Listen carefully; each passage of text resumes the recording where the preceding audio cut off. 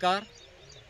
मी जगदीश गेरंगे, राहणार रिसळक, जिल्हा अहिल्यानगर. मला पंजाब बचाटे साहेबांनी 23/4/2025 रोजी माझ्या शेतामध्ये एक बोरवेलचा पॉईंट दिला होता. तर तो मी 11/5/2025 रोजी ड्रिल केलेला आहे. तर मला अपेक्षाप्रमाणे 1.5 इंचेस पाणी हे मिळालेले आहे. त्याचबरोबर ज्यावेळेस माझा बोर ड्रिलिंग होत होता त्यावेळेस स्वतः नामदेव सर हे उपस्थित होते. तर मला त्यांचे पण खूप मोलाचे मार्गदर्शन लाभलेले आहे. मित्रांनो, होता होईल तेवढं जास्तीत जास्त खोलीपर्यंत जाण्याचा प्रयत्न करा.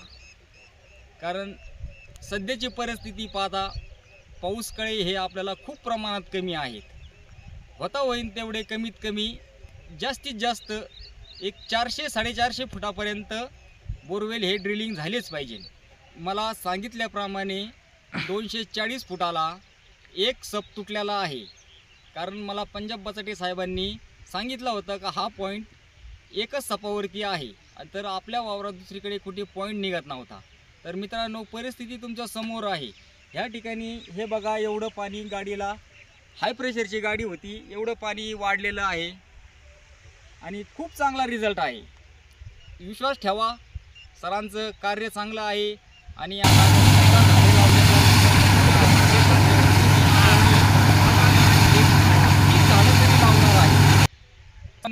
ह्या ठिकाणी मी बोरचा पॉईंट घेतलेला आहे आणि खूप चांगला रिझल्ट आहे. एकदा मी पंजाब बचाटे साहेबांचं धन्यवाद देतो आणि त्याचबरोबर नामदेव सरांचं पण आभार व्यक्त करतो. मित्रांनो नमस्कार.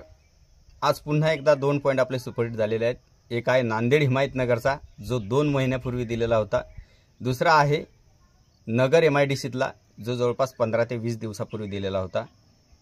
दोन्ही पॉईंटला चांगल्या पद्धतीने यश आलं आहे.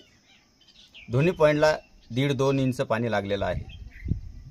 मित्रांनो, नगरच्या पॉईंटबद्दल काही विशेष माहिती तुम्हाला सांगणार आहे, जेणेकरून तुमचासुद्धा बोर ड्राय जाऊ नये यासाठी महत्त्वाची माहिती आहे. तरी व्हिडिओला तुम्ही संपूर्ण बघा. तसेच बऱ्याच शेतकऱ्यांचे फोन येत असतात की तुम्ही हवामान अंदाज का सांगत नाही, सांगत जा आम्हाला, तुमचे हवामान अंदाज आमच्यासाठी चांगले आहेत. परंतु हवामान अंदाज देणारी मंडळी बरीच आहे. माझ्यामुळं त्या क्षेत्रामध्ये काही फरक पडणार नाही. तरीसुद्धा बऱ्याच शेतकऱ्यांचे कॉल असतात, त्यामुळे थोडक्यात अंदाज आपण घेणार आहोत. थोडक्यात हवामानाचा आढावा घेण्याचा प्रयत्न या व्हिडिओमध्ये करणार आहोत. तसेच हिमायतनगरचे व्हिडिओ आपल्याकडे आलेले नाहीत, त्याचा व्हिडिओ सविस्तर तुम्हाला मिळणार आहे.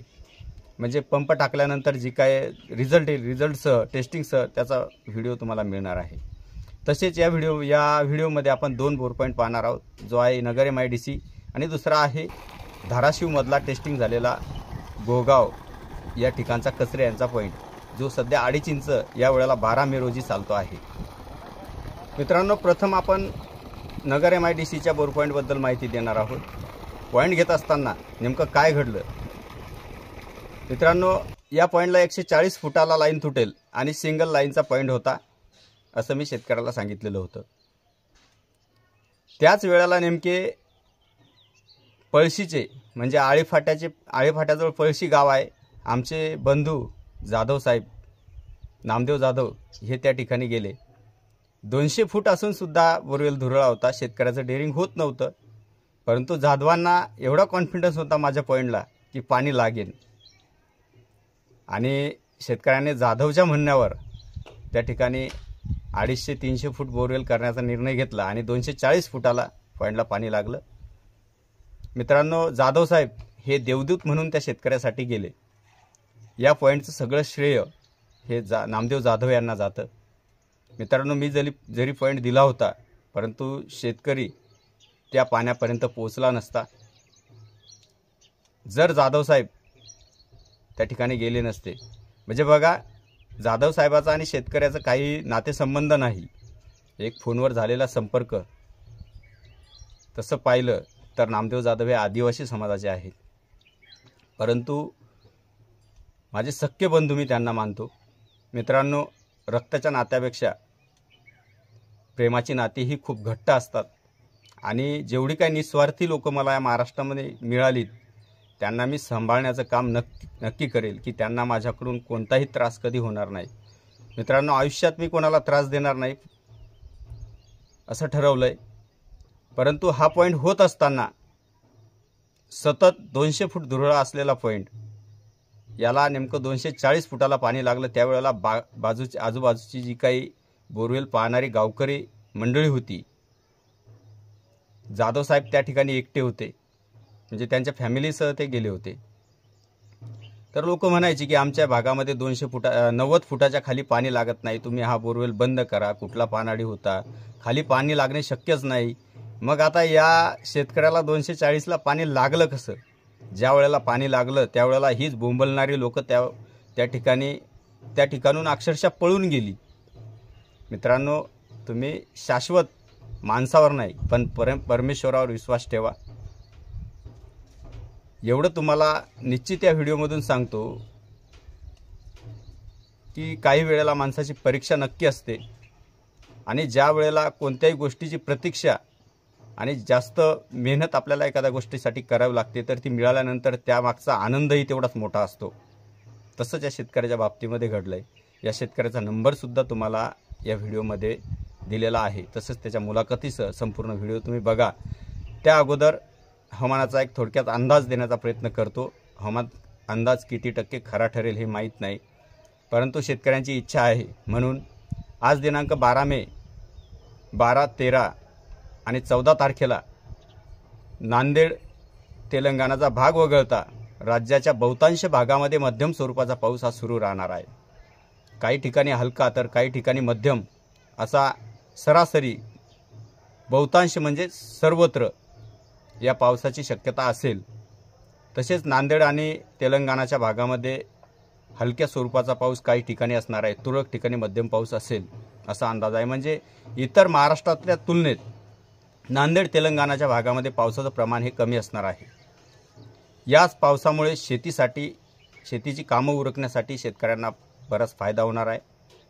आणि काही शेतकऱ्यांची आंब्याची बागा असतील तर त्याचं नुकसान तुरळक ठिकाणी होऊ शकतं. काही ठिकाणी गारपीटसुद्धा होण्याची शक्यता या वातावरणामध्ये नाकारता येत नाही. त्यामुळं काही उन्हाळी मुगाची पिकं काढणीसाठी आलेली आहेत त्या शेतकऱ्यांनी थोडंसं 17 तारखेपर्यंत थांबावं.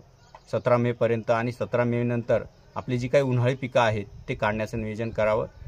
कारण अशा वेळेला तुम्ही कापून टाकलेली पिकं खराब होण्याचे चान्सेस मोठ्या प्रमाणावर असू शकतात. मित्रांनो, ही होती आजची संपूर्ण माहिती. मी पंजाब बचाटे पाटील, मुक्काम बोरी, पोस्ट सोनाटी, तालुका मेहकर, जिल्हा बुलढाणा. मित्रांनो, सरासरी बोरवेल पॉईंट आपण जेवढे काही या वर्षात दिलेत त्यामध्ये 95% आपल्याला यश मिळालेलं आहे. आणि आजही 12 मे म्हणजे आज पाऊस काळ सुरू व्हायला अगदी 15 दिवस उरलेले आहेत. तरीसुद्धा आपल्या बोरवेल पॉईंटला जे यश येतं आहे ते सगळी या देवाची, परमेश्वराची आणि माझ्या म्हसोबा महाराजांची कृपा, तसेच श्री महादेवांची कृपा. मित्रांनो, मी आयुष्यामध्ये ठरवलं आहे की आपण फक्त कार्य करायचं आहे, देवाचं एक काम करायचं आहे, या दृष्टिकोनातून हे सगळं काम चालू आहे. बाकी काही फारसा दृष्टिकोन येत नाही. आणि यामध्ये बरीच मंडळी मला मिळाली जी प्रेमळ आहेत, जी माझे सख्खे बंधू आहेत, ज्यांची नावं मी तुम्हाला माझ्या व्हिडिओमध्ये सांगत असतो. मित्रांनो, बरीच माणसं या जगामध्ये अशी आहेत की काम सरो आणि वैद्य मरो, त्याची आपल्याला काही गरज नाही. परंतु देवाचे कार्य म्हणून आपण हे कार्य सतत चालू ठेवू. जोपर्यंत आपले हातपाय चालतात तोपर्यंत आपण हे काम सोडणार नाही आणि सतत तुमच्यासाठी प्रयत्न करू.